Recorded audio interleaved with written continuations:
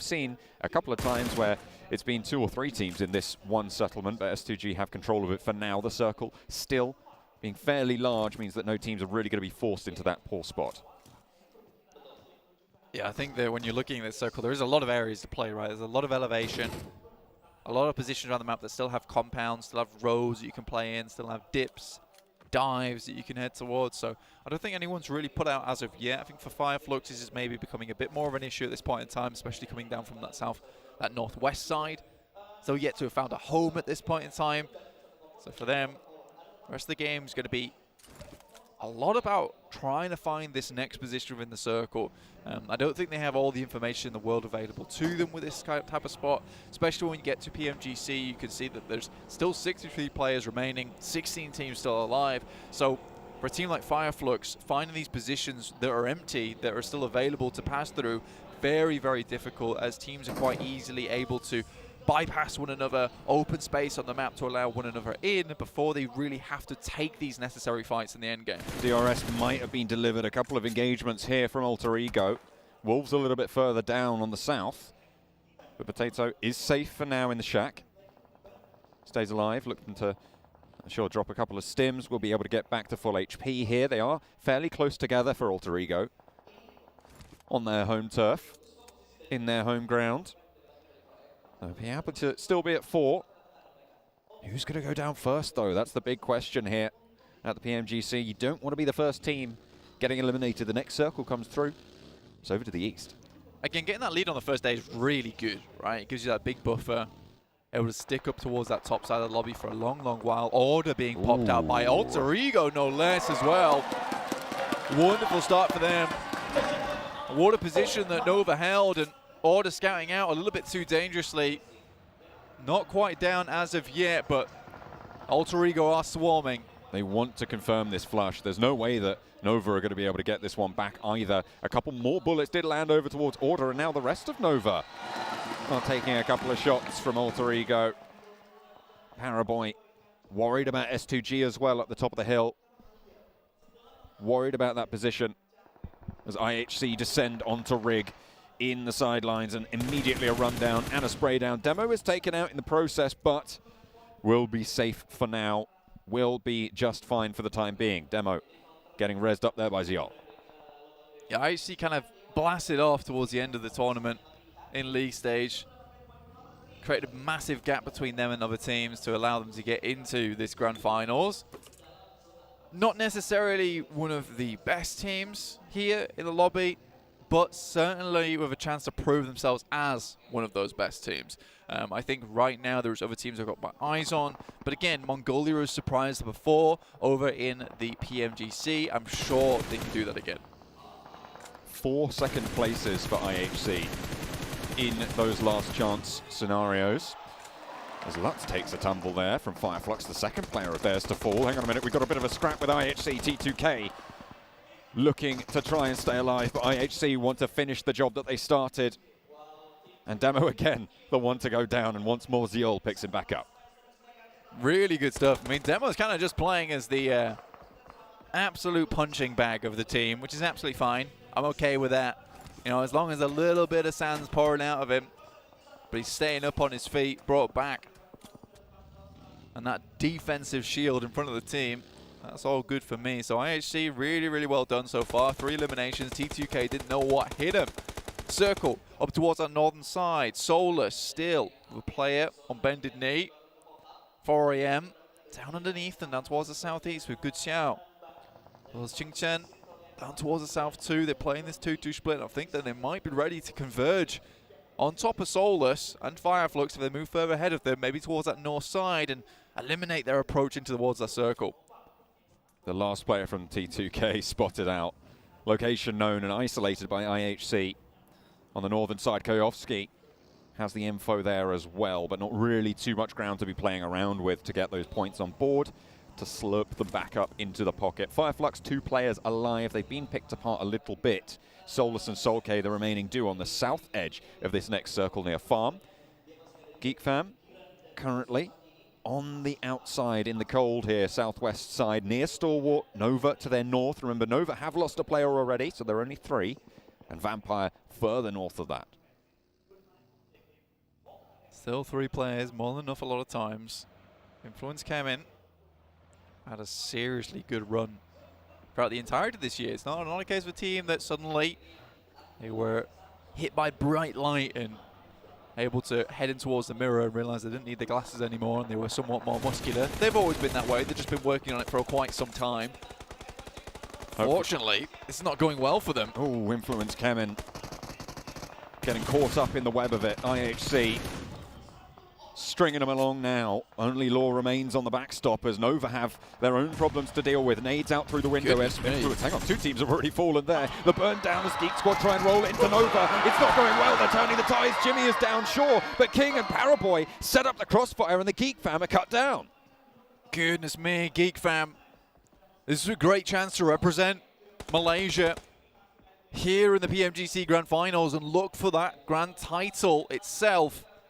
Unfortunately, going against Nova and getting picked apart like that does not bode well towards a team that is currently defending.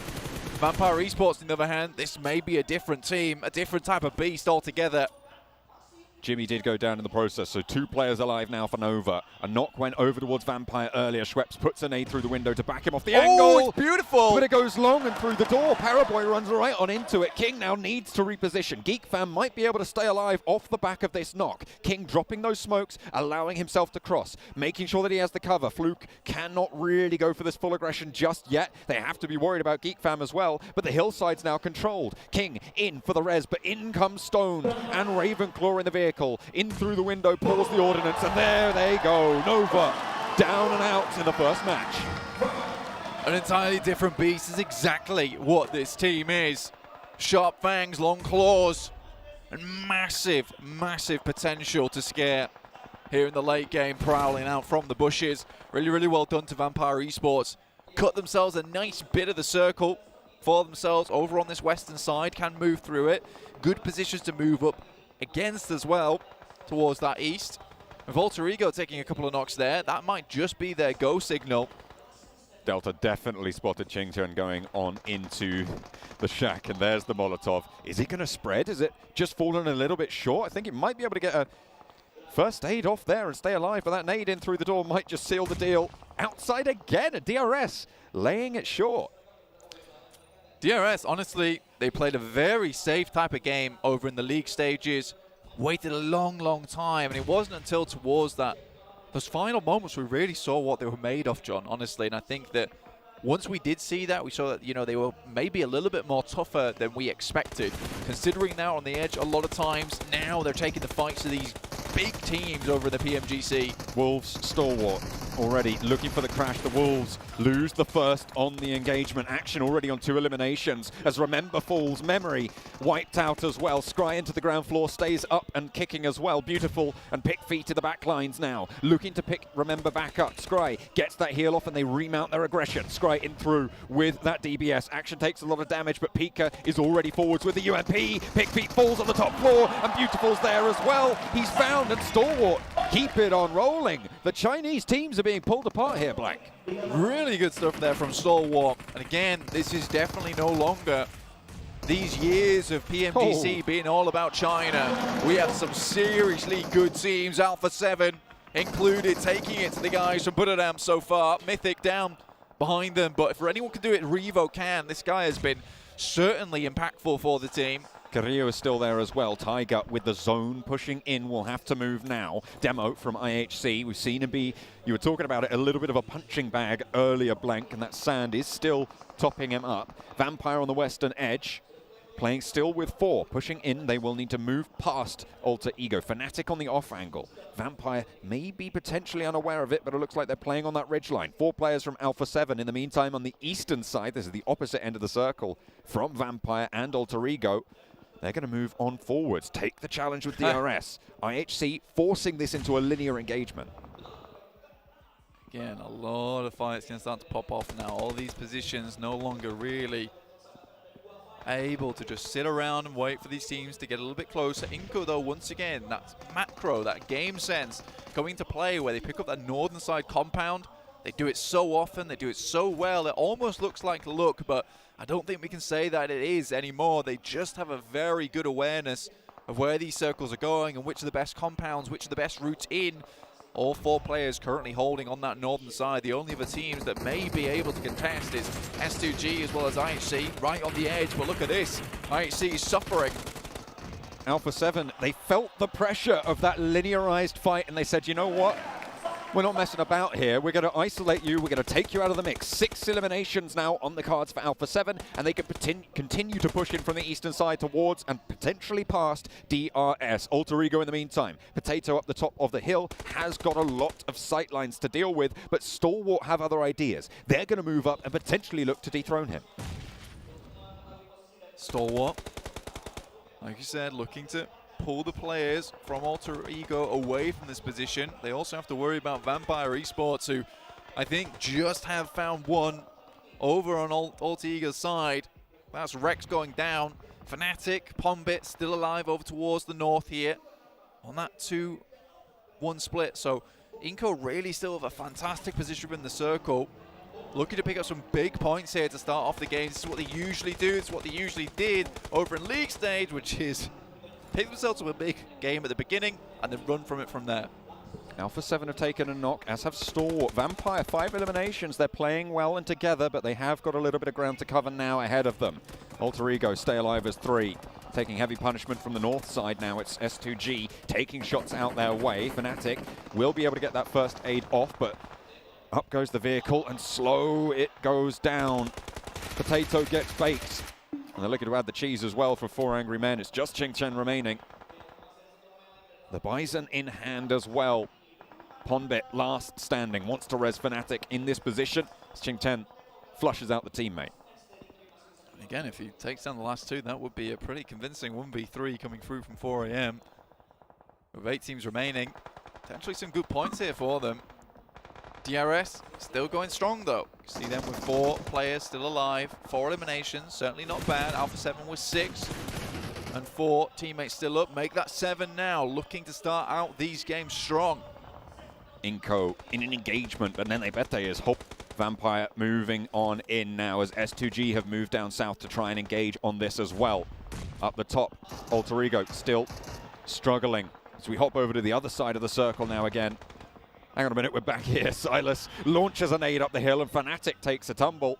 Pombit last standing now for Alter Ego. Damage done though to the ranks of the Vampires as Alter Ego swept aside. 8th place, 1 elimination. Stalwart now with a challenge on DRS on the south side. Forwards position for actions. Pika is already down as Scry is dispatched by Gianti on the off angle. A nice find, nade in hand on the bottom of the hill, and the res up front needs to come through now, or it needs to stay tall. Rules might not even know about it. Hang on a minute, he's pushed all the way through. He's managed to get a knock on the back, and top falls as well, but they're turned around on Gianti now under pressure from action, but it's DRS, and Stalwart fall. An insanely good crunch there coming out from DRS from either side. I don't think Stalwart saw what was coming. They went for a greedy res there towards the end too, and just wasn't quite enough. This is again, what I was talking about earlier, is there's absolutely no teams within this lobby that are not a threat anymore. You cannot just pass anyone up. You can't go for these greedy type of plays. You just have to get out of dodge. Yes, having 4 players is going to lead you to a better chance of getting that win, or maybe tailing out of that fight, but sometimes you just got to run away, and that is what potentially Stalwart should have done with his smokes. Maybe got 1 knock and then just scarpered. Could still go for that top 5 position. That top 3 was still in the bag, still available. DRS turn their attention to Vampire now. Ravenclaw falls. Vampire did get up to 4, but they're bumped back down to 3 fairly quickly. DRS, they have 4 players of their own, and Ravenclaw gets flushed out pretty fast there. Fluke closest now and will feel the brunt of a nade in a second to dunk it down. An alley-oop set up by the DRS squad. 9 eliminations now. And the Nepali team doing so much work, and the rundown was the stone to close it down. S2G, hang on a minute, they've stolen a couple away. Vampire eliminated, and now they're into the fight. S2G taking on DRS, and in the midst of it all, Qingchen has stayed alive for 4 Angry Men. Oh my days, Nepali fans everywhere going to be very happy with how this game has come out. DRS playing a very, very passive game over in the league stage, but as soon as they're here in the PMGC, they've had to turn things up by 11, which is great to see. DRS currently looking very, very clean with it. Right now, a couple more teams to go. S2G, obviously a very strong team hailing from Turkey. 4AM, 1 player remaining for them. Inco with 3 with that extremely strong position over towards that northern side. But again, DRS, they have lost 1 player, so this is still all to play for. 2 Brazilian teams remain, Alpha 7 and Inco. Alpha 7 in a little bit of a crunch, though, on the eastern side. Mythic low and actually under pressure from Inco, the other team from Brazil. And they will find the final knock there, the final flush. 7 eliminations, 5th place for Alpha 7. That's a very good start to their tournament. It's a really good start to their tournament. I mean, that's going to bump them up massively. It'll give them that 11-point average kind of lead very early on in terms of like a 3-game buffer, which is ideally what you want if they can take it just a little bit further now. I think DRS realizes this, which is why they slow things down massively. S2G, though, still have a chance to bring things back for themselves. It'd be a really good opportunity here to make their countrymen proud. With the announcement that the next global finals will be held in their home country, they're looking to make their mark, to try and state their claim to be there in 2023, but they've got to get through this one first.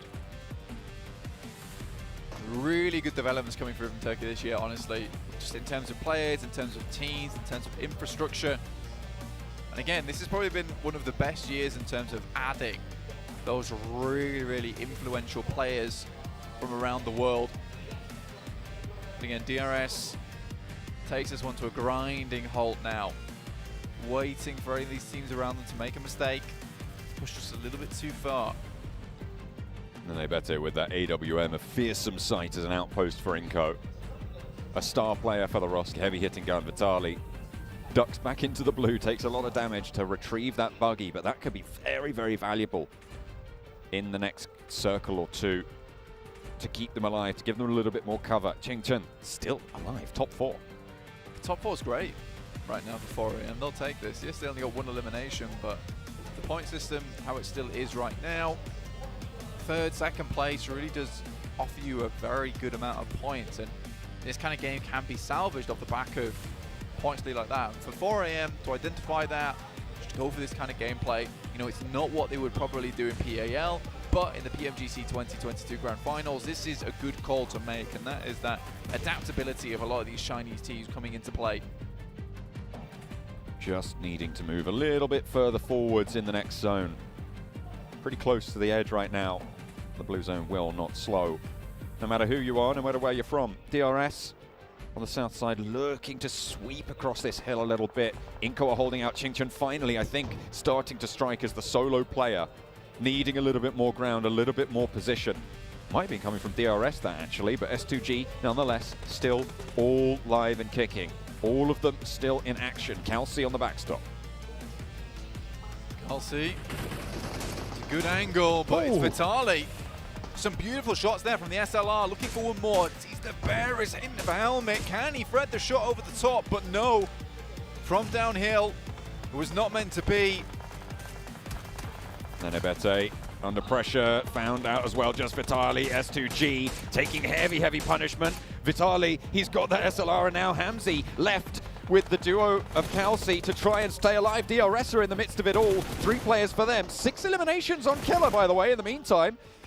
And the players from Inco started to fall down the hill. In the midst of it all, still Ching Chen stays alive, but finally dispatched. The 4 angry men will go down in 4th place. Now, Vitali around the edge, has the DBS, waits for him to go close. I don't even know if that was from the DBS. Yes, it was. Hamzy sent packing, and now Inco down the hill leaves DRS a golden opportunity, which they will seize with both hands. The Nepali team shout loud in the first match.